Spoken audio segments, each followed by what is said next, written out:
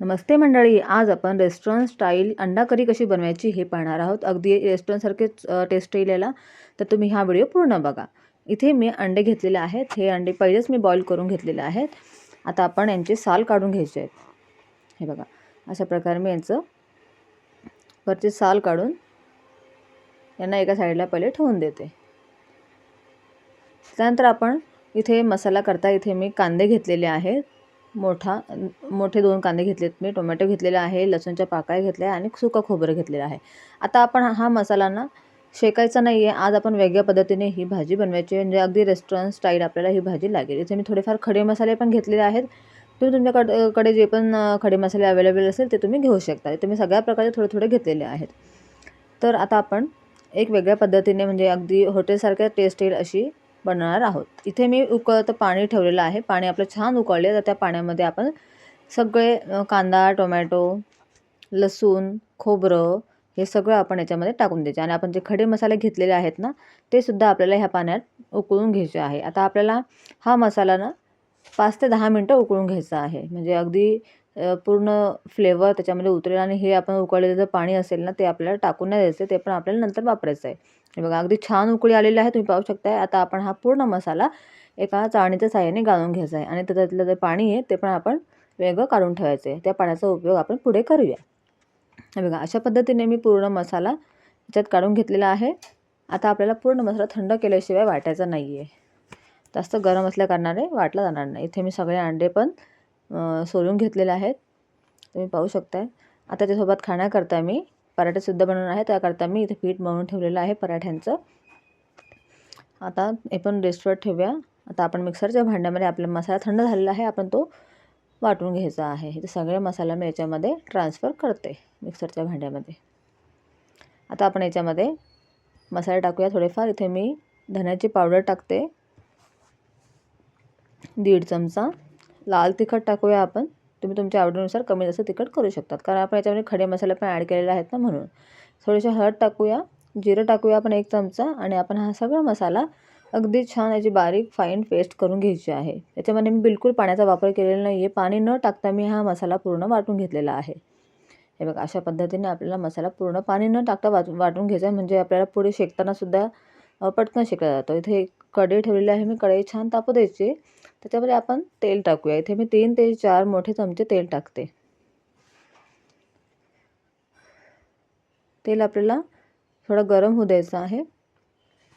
तेल गरम झालं की आपण त्याच्यामध्ये आपण जे अंडे सोललेले होते ते आपण सगळे अंडे याच्यामध्ये अगदी 2 ते 3 मिनटं थोडेसे याला फ्राय करून घ्यायचं आहे, म्हणजे याची छान टेस्ट लागते अंडा करीमध्ये. तुम्ही नक्की ही ट्रिक ट्राय करा. असे नुसते नंतरून अंडे सोडण्यापेक्षा थोडेसे त्याला तेलामध्ये परतून घ्या, म्हणजे त्याची अगदी छान टेस्ट आहे. आणि त्याच तेलामध्ये आपण आपला मसाला पण शेकायचा आहे. तर तुम्ही त्या हिशोबानेच तेल टाका, म्हणजे एकदम तो जास्त तेल टाकू नका, म्हणजे आपल्याला त्याच तेलामध्ये पूर्ण भाजी बनवायची आहे आपली. आता मी सगळे अंडे काढून घेते. हे बघा, सगळे अंडे आपले 2 ते 3 मिनटं फ्राय झालेले आहेत. आता त्याच तेलामध्ये मी आपण जो वाटलेला मसाला होता तो टाकून घेणार आहोत. आता आपल्याला मसाला ना अगदी व्यवस्थित छान शेकून घ्यायचा. आपण हा मसाला बॉईल केलेला आहे, त्याच्यामुळे आपल्याला शेकायला जास्त वेळ नाही लागणार. आणि तुम्ही पाणी न टाकता याला मिक्सरमध्ये वाटा, म्हणजे अगदी शेकायला काहीच वेळ लागत नाही. झटपट तो मसाला तयार होऊन जातो आणि टेस्ट खूपच भन्नाट लागते.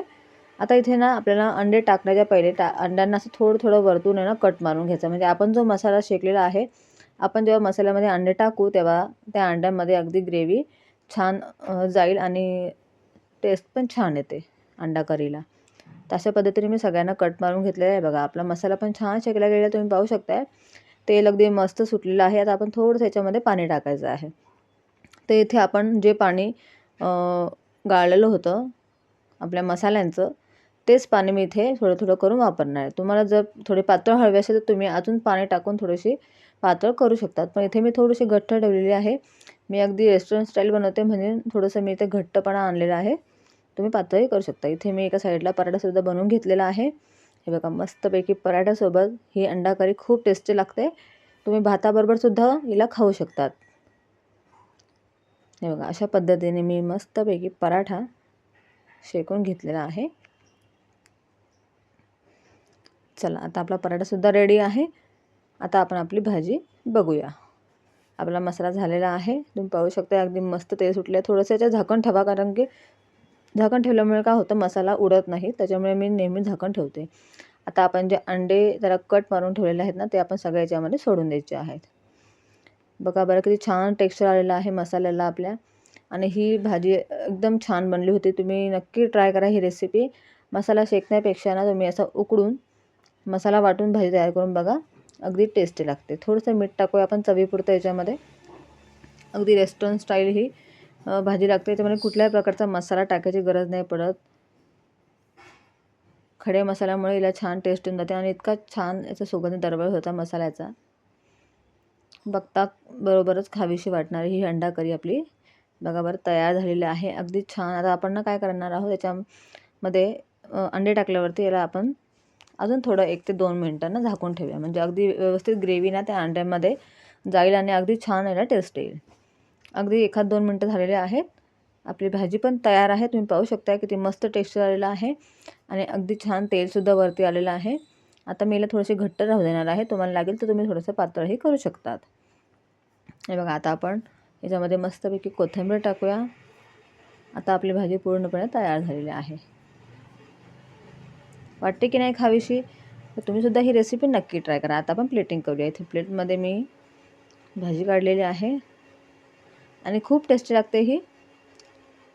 लहान मुलंसुद्धा आवडीने खातील अशी ही भाजी बनते. अंडा करी अगदी रेस्टॉरंट स्टाईल बनते. झटपट तयार होते, काही जास्त वेळ लागत नाही. इथे आपले पराठेसुद्धा तयार आहे. मस्तपैकी असं ताट बनवून तुम्ही तुमच्या घरच्यांना द्या. घरचेसुद्धा आवडीने खातील आणि खूप खुश होतील. थोडासा कांदा घेऊया आपण. बघा इथे आपली अंडा करी तयार झालेली आहे.